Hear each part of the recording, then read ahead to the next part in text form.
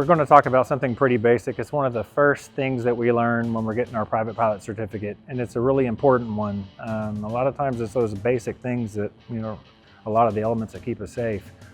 It's one of the things that we can get complacent with by getting in a hurry or whatnot, or rushing through a checklist.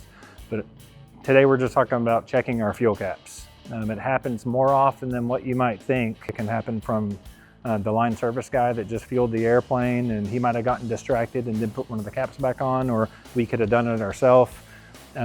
Especially, on a high wing airplane like this 206, when you're sitting in the cockpit, you can't see your fuel caps. So a lot of the, your TTX or Bonanza or Cirrus, you can see the fuel caps there, so you can verify what's going on. These you can't.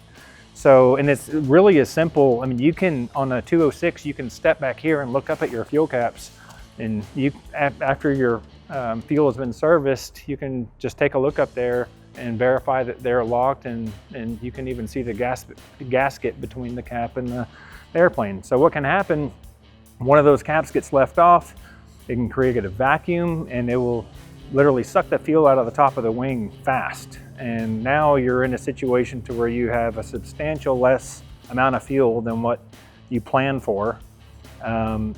Not to mention, you have a pretty good imbalance going on as well. And most of these piston airplanes don't have a fuel transfer system like some of the, your turbines and a lot of your piston twins. So you're in a position where you can't transfer fuel either, so that your best option is to get on the ground as soon as possible. And all that can be avoided by simply getting in the habit of, every time you fuel your airplane or somebody else fuels it for you, just check your fuel caps.